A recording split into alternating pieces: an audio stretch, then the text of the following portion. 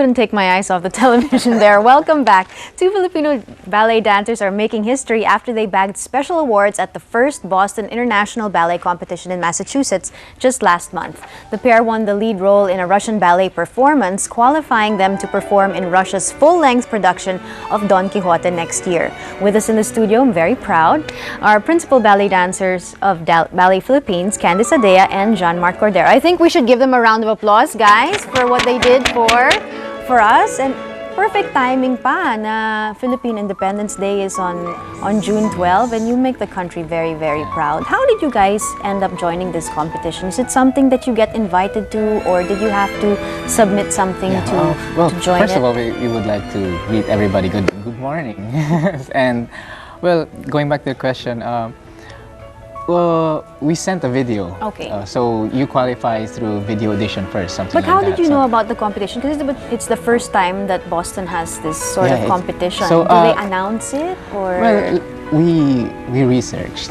You researched. And because last year we went to Jackson competition. Yes. It's the Olympics of dance. It's held every 4 years, and then after the competition, it's like we wanted more. Okay, but you bagged medals there, right? She won silver, and I was a semi-finalist. Have you guys always been partners though? Or were you partnered off for this particular dance only? Or ever since we joined competitions, we're always been partners. So parang yung the other dance competitions, there are partners that happen, or even in ice skating. Yes. Because I guess you have to really work with each other and know each other's moves and all of this. Yes. Okay, so you sent the video, and then what happens from after the video? Usually they eliminate, and then after they eliminate people, they invite people, and usually they invite the people who's abroad first so that they can fix their visas and everything, and then from there we gather we see each other in Boston already. Okay. So we draw lots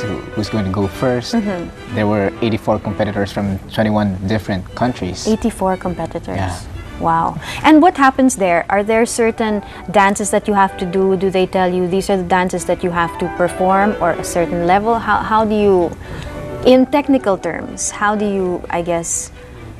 Well, there's choices. Okay. From for the round 1, there's pieces that you could only dance, and for the round 2, and so on for the round 3.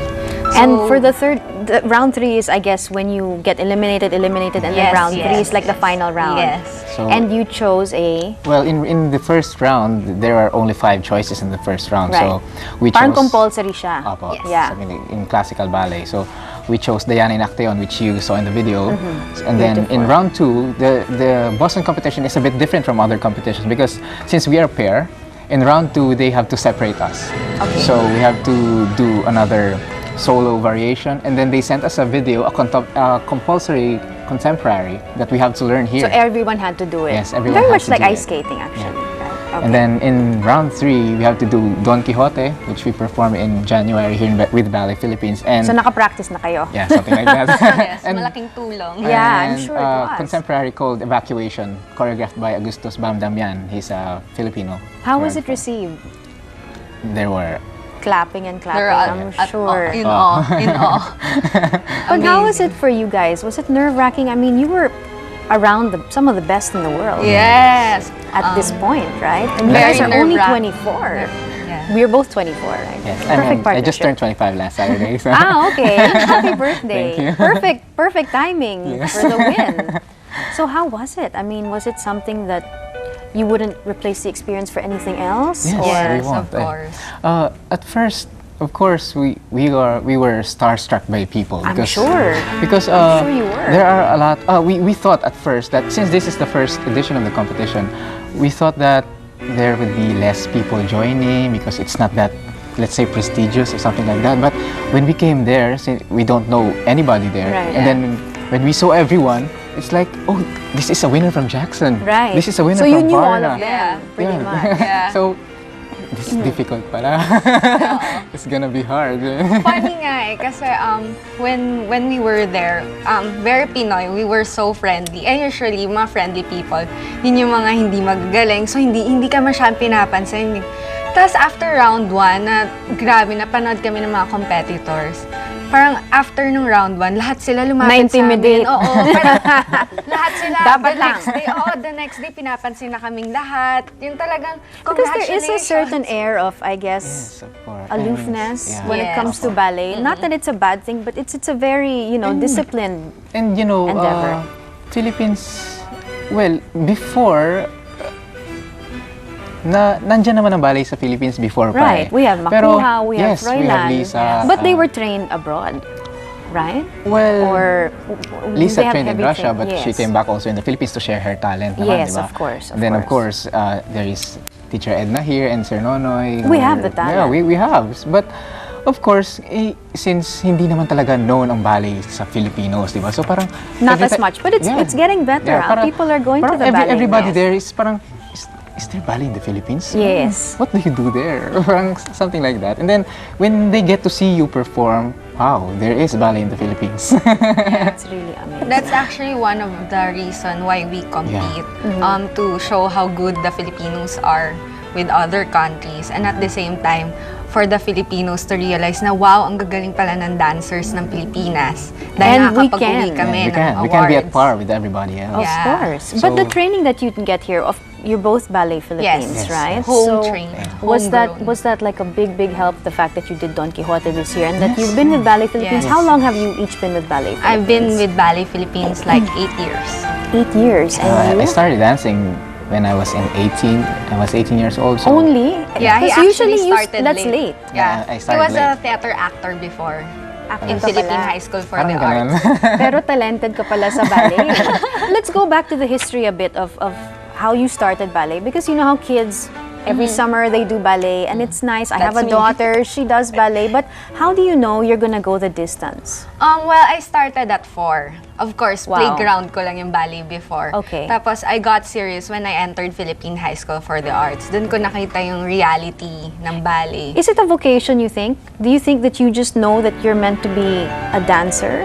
Because not It's many a people choice. go into It's a into choice. university for ballet. It's actually Diba? a choice na kung kakayanin mo yung challenges. Right. Yun, so it's a choice. And for you, you did Well, theater first, I and did then theater at Philippine High School for the Arts too. okay. I was a theater major. Were you? Yes. Did you know each other then? I mean, Yes. you're the same yes, batch. Yes, Okay. yes. We're the same batch, and then after graduating, we were together as boyfriend and girlfriend. So Ah, really? Yeah. Nako, may drama pala dito. yeah, may something may drama Are you behind. still together? Yes. Oh, okay. You're a couple talaga. And of course, you're the perfect partnership for that. When anybody asks me why did you start ballet, and then I just point at her. Well, because for men, it's less of a, I suppose, less of a thing that you do when you're younger. When you're 5 or 6, it's usually soccer for boys or Yeah. whatever. So it really has to be Sports, something yeah. that And then- you know you wanna do. And then the wrong notion of male ballet dancers are like are Right. gay or something like that. Right. But you know, mga pagsalitang kalye, I tell them that hindi nyo lang alam, ang dami magagandang babae sa ballet. That's a good way to look at it. But how, from 18 to 24, how did you train to be a world-class hard work. performer? I just, Is that every day? Is it's that every day. It's really Oh, hard. goodness. It's full Really of hard work sacrifices. and I mean, discipline.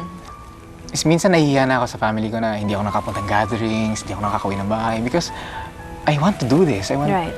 kumbaga, ang career ng isang dancer, ano lang, maiksi lang eh.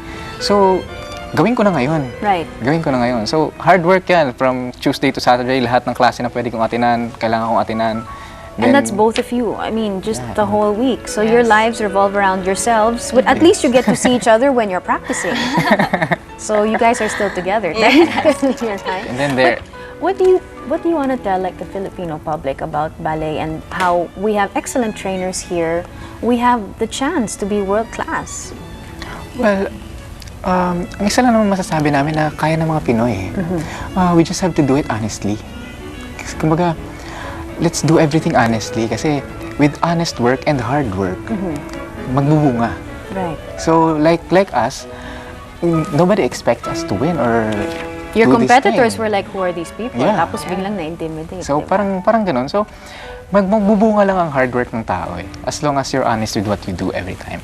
Well, apart from winning, you obviously got the chance to go back to, you're going to Russia and Yes, France, we were yes? invited. We actually, I got 2 awards. The Outstanding Artistry Award presented by Andres Lipa. Oh, clap naman tayo dyan.